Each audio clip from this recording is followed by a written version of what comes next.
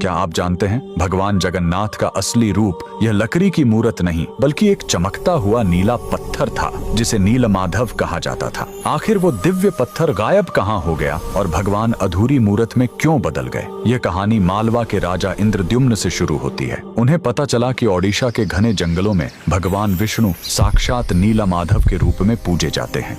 राजा ने अपने मंत्री विद्यापति को खोज पर भेजा। विद्यापति जंगलों में भटकते हुए आदिवासी सरदार विश्ववसु तक पहुंच गए, जो गुफा में गुप्त रूप से नीलमाधव की पूजा करते थे। विद्यापति ने सरदार की बेटी से शादी की और जिद करके गुफा देखने की बात मनवा ली। सरदार ने शर्त रखी कि वे उनकी आंखों पर पट्टी बांधकर ले जाएंगे, लेकिन विद्यापति ने चालाकी की। उन्होंने रास्ते में चुपके से सरसों के बीज गिरा दिए। कुछ दिनों बाद जब बारिश हुई तो सरसों के पौधे उग आए और विद्यापति को गुफा का रास्ता मिल गया। उसने तुरंत राजा को खबर दी। राजा इंद्रद्युम्न अपनी विशाल सेना लेकर घमंड के साथ भगवान को लेने पहुंचे, लेकिन उनके वहां पहुंचते ही नीलमाधव की मूर्ति हमेशा के लिए गायब हो गई। भगवान अपने भक्त विश्ववसु के साथ हुए धोखे और राजा के घमंड से नाराज थे। राजा ने रोकर माफी मांगी और अन्न जल त्याग दिया। तब आकाशवाणी हुई, मैं अब उस पत्थर के रूप में नहीं मिलूंगा, अब मैं समुद्र तट पर एक लकड़ी के लट्ठे के रूप में आऊंगा। कुछ समय बाद पुरी के समुद्र तट पर एक विशाल अद्भुत लकड़ी का लट्ठा तैरता हुआ आया। राजा समझ गए कि यही भगवान का नया रूप है। उन्होंने तुरंत आदेश दिया कि इस पवित्र लकड़ी से भगवान की मूर्ति बनाई जाए, लेकिन समस्या यह हुई कि वह कोई साधारण लकड़ी नहीं थी।